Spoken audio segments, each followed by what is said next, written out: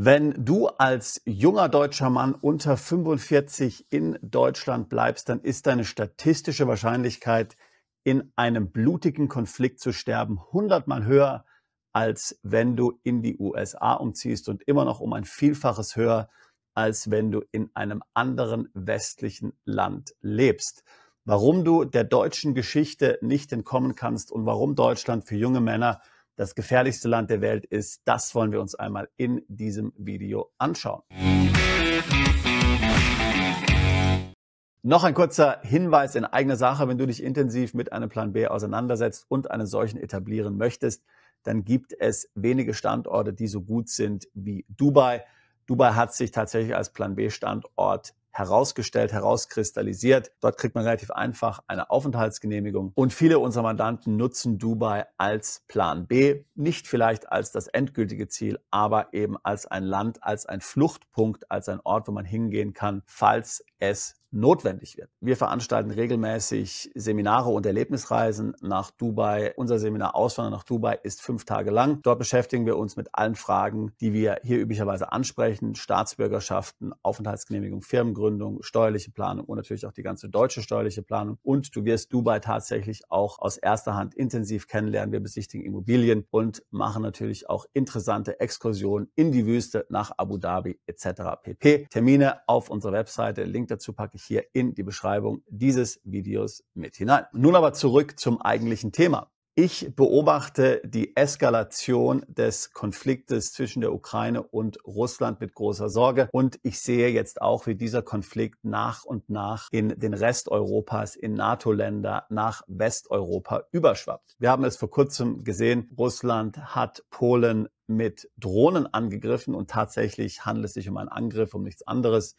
Wir haben gesehen, wie unvorbereitet die NATO war. Wir haben Politiker im Anschluss daran gehört, dass man jetzt die Ostflanke der NATO hier verstärken muss. Deutschland hat sich schnell bereit erklärt, Polen noch weitreichender zu unterstützen als bisher, insbesondere bei der Luftverteidigung, bei der Luftabwehr. Jetzt vor wenigen Tagen ist ein geheimes Papier des NATO-Kommandanten Alfons Mais geleakt worden. Darin fordert er Deutschland auf, die Größe der Bundeswehr zu verdoppeln, und zwar sowohl die Mannstärke der Reserve als auch der Berufssoldaten. 2026 wird die Wehrpflicht wieder eingeführt, jedenfalls der Beginn der Wehrpflicht hier. Das ist ja alles eine gewisse Salamitaktik. Noch will man ja Freiwillige hier anwerben, die dann durch einen hohen Sold von 2.000 Euro netto eingeworben werden sollen. Aber man fragt sich natürlich, wie die große Truppenstärke, die gefordert wird, erreicht werden soll auf freiwilligen Basis. Das wird natürlich nicht funktionieren. Am Ende wird es möglicherweise sogar auch unsere jungen Frauen betreffen. Jetzt komme ich zum eigentlichen Punkt. Man kann an dieser Stelle nicht genug betonen, wie groß das Risiko eigentlich für dich ist, wenn du noch keine 45 bist und ein Mann bist, beziehungsweise wenn du Söhne oder Enkel in diesem Alter hast, wie groß das Risiko für dich ist, in einem blutigen Konflikt in Deutschland zu sterben. Wenn wir uns die letzten 500 Jahre anschauen, dann ist die Wahrscheinlichkeit, in Deutschland in einem blutigen Konflikt zu sterben, 100-mal höher, als wenn du jetzt zum Beispiel in die USA auswandern würdest. Immer noch 20 oder 30-mal höher, wenn du jetzt nach England auswandern würdest und dort als Deutscher leben würdest. Ja, das müssen wir uns immer klar machen. Also das Thema Auswandern, das ist für dich nicht nur ein steuerliches Thema oder ein Thema, wo es vielleicht um gefühlt mehr Freiheit geht oder um bessere Lebensqualität, sondern wenn du in einem wehrfähigen Alter bist, dann geht es hier tatsächlich für dich um Leben und Tod. Und Deutschland ist hier von allen westlichen Ländern der mit Abstand gefährlichste Ort der Welt. Schauen wir uns einmal die letzten 500 Jahre an. Schauen wir uns einmal an, welche Konflikte es in Deutschland gegeben hat und wie viele Todesopfer es hier gab. Und zwar deutsche Todesopfer, sowohl zivile als auch Mitglieder der Streitkräfte. Fangen wir an. 1524 bis 1525 gab es die deutschen Bauernkriege. Dort gab es 100.000 Tote. 1546 bis 1547 der Schmalkaldische Krieg, ca. 20 bis 30.000 Tote. 1618 bis 1648 der Dreißigjährige Krieg, 4 bis 8 Millionen Tote. 20 bis 40% der Bevölkerung sind in Deutschland diesem Krieg zum Opfer gefallen, obwohl es in diesem Krieg gar nicht um deutsche Interessen ging, sondern einfach dieser Krieg von fremden Mächten auf deutschem Boden ausgefochten wurde. 1756 bis 1763 der Siebenjährige Krieg, 500.000 Tote in deutschen Gebieten. 1803 bis 1815 die Napoleonischen Kriege, vor allem die Schlacht von Leipzig. 1813 200.000 bis 300.000 deutsche Tote. 1848 bis 49 die Revolution, die es dort in den verschiedenen deutschen Staaten gab, ca. 10.000 Tote. 1866 der Deutsche Krieg, Preußen gegen Österreich, 20.000 Tote. 1870 bis 1871 der Deutsch-Französische Krieg, 44.000 deutsche Tote. 1914 bis 1918 der Erste Weltkrieg,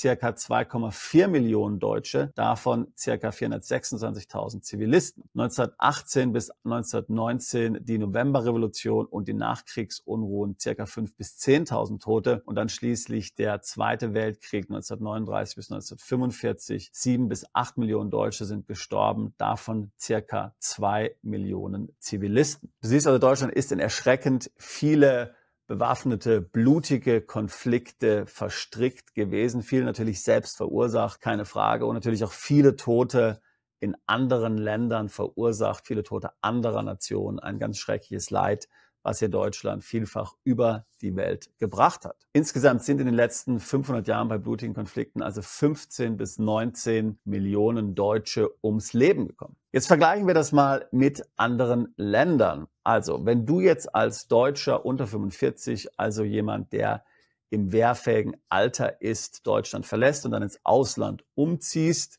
dann würdest du ja dort im Ausland nicht in der Armee dienen, unter der Annahme, dass du die Staatsbürgerschaft dieses Landes nicht annimmst. Dann wirst du also in diesen Ländern nicht zum Kriegsdienst herangezogen. Das heißt, wenn wir uns das Ganze statistisch anschauen, dann betreffen dich in diesen Ländern letztlich nur blutige Konflikte, die dann auf dem Heimatboden, das heißt also in diesen Ländern ausgetragen wurden. Wie viele waren das nun in den letzten 500 Jahren? Schauen wir uns wichtige Länder an. Also erinnere dich an die Zahl 15 bis 19 Millionen Deutsche. Frankreich 1,3 bis 1,5 Millionen in den letzten 500 Jahren. Spanien 0,9 bis 1,5 Millionen in den letzten 500 Jahren. England, Großbritannien 0,3 Millionen. Italien 0,3 bis 0,4 Millionen und USA, wobei die USA gibt es erst seit 1776, 0,1 Millionen. Was heißt das also statistisch gesehen, dass Frankreich für dich als Ausländer, der in Frankreich lebt, 6-mal sicherer ist? Das heißt, wenn du in Deutschland lebst, ist die Chance, in einem blutigen Konflikt zu sterben, 6-mal höher, als wenn du in Frankreich lebst. In Spanien 7 bis 10-mal höher.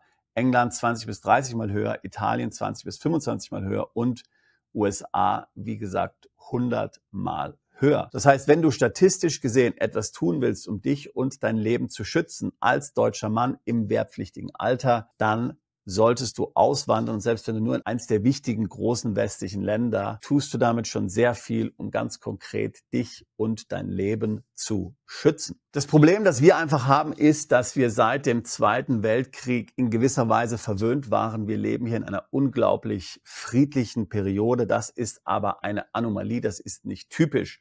Und wir dürfen uns nicht darauf verlassen, dass es so bleiben wird. Und deswegen sind diese Konflikte, die sich so langsam hochschaukeln, zum Beispiel in der Ukraine, beim Krieg zwischen Russland und der Ukraine, so gefährlich, weil wir uns im Grunde wie ein Frosch, der im Wassertopf sitzt und die Temperatur so langsam aufdreht, daran gewöhnen, dass es schlechte Nachrichten gibt, dass es bedrohliche Nachrichten gibt aus dem Ausland und wir dann nicht reagieren, weil es in so kleinen Schritten, weil es zunächst mal eine langsame Eskalation ist und eben nicht nach einem großen Krieg ausschaut, der direkt vor unserer Haustür stattfindet. Aber auch hier wieder statistisch gesehen gab es in Deutschland in den letzten 500 Jahren alle 83 Jahre einen großen blutigen Konflikt. Und wenn wir jetzt annehmen, dass der Zweite Weltkrieg der letzte große Konflikt war auf deutschem Boden und in den Deutsche involviert waren, dann sind wir jetzt sehr nahe an einem solchen Zeitpunkt wieder dran. Und das ist im Grunde genommen das, was du als junger Mann verstehen musst. Und wichtig ist es natürlich, früh zu handeln. Denn du weißt ja, in der EU werden alle möglichen umfassenden Überwachungsmaßnahmen gerade eingeführt. Wir reden ja oft hier von einem digitalen Gulag. Irgendwann kommt der digitale Euro. Es gibt irgendwann das Digital Wallet, also digitale Ausweise und Pässe. Es gibt das Europäische Kontenregister. Es gibt die Überwachungsbehörde AMLA in Frankfurt. Vielleicht gibt es ab Oktober sogar Chat Control in der EU, womit dann deine Nachrichten bei WhatsApp oder Signal und so weiter abgefangen werden und geprüft werden und möglicherweise weitergeleitet werden. Und wenn man sich das im historischen Kontext anschaut, dann muss einem eigentlich klar sein, dass solche Maßnahmen immer nur zwei Motive haben. Entweder man will dein Geld oder dein Leben. Also man braucht dich entweder für Steuern oder man braucht dich, um in Kriegen zu kämpfen. Und je größer der Überwachungsapparat ist, umso effizienter ist er natürlich auch. Und desto schwieriger wird es dann auch für dich zu entkommen. Wir haben ja heute schon etliche Maßnahmen, auch schon ältere Maßnahmen, die 40 bis 50 Jahre alt sind, im deutschen Steuerrecht, die Deutsche daran hindern sollen, Deutschland zu verlassen. Denken wir zum Beispiel an die Wegzugssteuer, die erweiterte beschränkte Steuerpflicht etc. pp. Das betrifft nun vielleicht nur Wohlhabende, aber die anderen Maßnahmen, die Kontroll- und Überwachungsmaßnahmen der EU, davon werden alle betroffen sein. Und du kannst dir vorstellen, wie sowas funktioniert. Du ziehst ins Ausland. Wir haben ja gerade eben von Dubai gesprochen. Es sind ja viele Ukrainer, viele Russen vor dem Krieg nach Dubai umgezogen und haben dort Schutz vor dem Krieg gefunden. Dann hat aber die ukrainische Regierung entschieden, dass man als ukrainischer Mann keine Pässe mehr im Ausland bekommt. Das heißt, früher hätte ein Ukrainer, der in Dubai lebt, einfach zur Botschaft der Ukraine in den Vereinigten Arabischen Emiraten gehen können, um sich dort seinen Pass zu verlängern. Jetzt muss er in die Ukraine zurück, um sich dort einen Pass zu holen und wird dann natürlich dort festgehalten. Das heißt de facto, er kann Dubai nicht verlassen, außer eben er hat eine zweite Staatsbürgerschaft. Deswegen ist das Thema der zweiten Staatsbürgerschaften unter anderem so wichtig. Man muss gar nicht die deutsche Staatsbürgerschaft aufgeben, einfach eine zweite zu haben, damit man im Falle eines Falles reisefähig und handlungsfähig bleibt. Das heißt im Grunde genommen, Auswandern als einziger Schritt reicht nicht. Das ist zwar ein wichtiger, ein unumgänglicher Schritt und momentan ja auch ohne weiteres möglich, solange die Wehrpflicht als tatsächliche Wehrpflicht noch außer Kraft gesetzt ist. Aber wenn tatsächlich die Wehrpflicht wieder eingeführt wird als wirkliche Wehrpflicht, dann darf man ja als deutscher junger Mann Deutschland gar nicht längerfristig verlassen, ohne die Erlaubnis der Bundeswehr. Und wenn man es doch tut, dann kann eben einem der deutsche Pass weggenommen werden, gesperrt werden.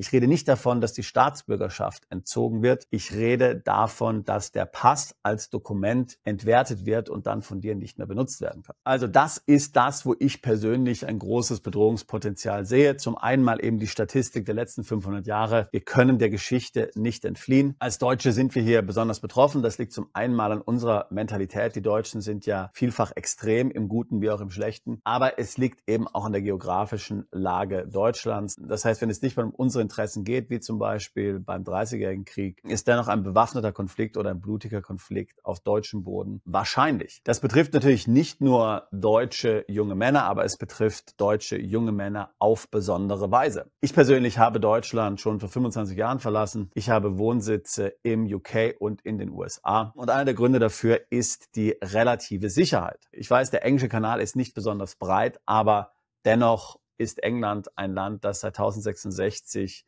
nicht mehr erobert wurde. Und wie du gesehen hast, ist die relative Sicherheit im Vergleich zu Deutschland dort sehr viel größer. Jetzt sagst du vielleicht, naja, dafür hat in den USA jeder eine Schusswaffe und Zehntausende sterben dort pro Jahr in Tötungsdelikten, die verursacht werden durch Schusswaffen. Das ist korrekt, aber wenn man sich das genau anschaut, dann sieht man natürlich, dass diese sehr beklagenswert hohe Opferzahl vor allen Dingen zustande kommt in den sozial schwachen Schichten. Muss man leider so sagen, die sind überproportional davon betroffen, von dieser entsetzlichen Gewalt. Wenn du also in den USA lebst und nicht sozial schwach bist, dann kann man sagen, dass die Wahrscheinlichkeit, in einem Tötungsdelikt zu sterben, sehr gering ist. Tatsächlich ist es wahrscheinlicher, in Deutschland in einem Verkehrsunfall zu sterben, als in den USA durch Waffengewalt. Da muss man die Statistiken immer sehr genau beachten und sehr genau lesen. Und ich möchte nochmal hier den Vorteil von Dubai hervorheben. Der Vorteil von Dubai ist, dass es dort sehr einfach ist, einen Aufenthaltstitel zu bekommen. Du kannst eine Firma gründen, du kannst eine Wohnung kaufen und dann bekommst du eine Aufenthaltsgenehmigung und nicht nur du, auch dein Ehepartner, deine Ehepartnerin und deine Kinder, die nicht verheiratet sind, egal wie alt sie sind. Und möchtest du auch für andere, für erwachsene Kinder eine entsprechende Aufenthaltsbewilligung in Dubai besorgen, dann müsstest du die eben in deine Gesellschaft integrieren oder eine weitere Gesellschaft gründen. Es ist also ziemlich einfach und ziemlich schnell, dort einen Aufenthaltstitel zu bekommen. Und ich sage es nochmal, Dubai hat sich ja tatsächlich unter Beweis gestellt und bewährt, als es um die Ukrainer und die Russen ging. Hunderttausende Russen und Ukrainer sind seit dem Beginn des Konfliktes und kurz davor dorthin gezogen. Es ist also wirklich ein Land, was für einen Plan B sehr gut ist und auch als Plan B funktioniert. Die Schweiz zum Beispiel funktioniert ja nicht als Plan B. Du kannst keine Schweizer Aufenthaltsbewilligung haben und dann nicht in der Schweiz leben. Das heißt, wenn du nach einem Plan B suchst, dann ist Dubai schon ziemlich gut, selbst wenn das nicht ein endgültiges Ziel ist. Es ist aber eine Stadt, die alles hat, was man braucht. Und natürlich, da gibt es Dinge, die sind nicht ideal, vielleicht die heißen Sommer zum Beispiel, aber so für einen Plan B etwas, wo man sich realistisch vorstellen kann, auch mit Familie zu leben, ein Business zu machen, und dann kann man ja immer schauen, wie es danach weitergeht. Also in diesem Sinne, mach dir Gedanken dazu. Alle Zahlen, die ich jetzt in diesem Video hier genannt habe, kannst du alle ganz einfach nachvollziehen über Wikipedia. Das sind allgemein bekannte und verfügbare Zahlen in Nachschlagewerken, eben wie zum Beispiel Wikipedia oder anderen Quellen. Mach dir Gedanken dazu, das Leben ist zu schade, als es in einem bewaffneten, blutigen Konflikt zu verlieren. Und wenn man realistisch ist und wenn man ehrlich ist, dann muss man als Deutscher anerkennen, dass man der Geschichte nicht entfliehen kann und dass man hier als Deutscher, der in Deutschland lebt, besonders hohen Risiken ausgesetzt ist. Das ist eben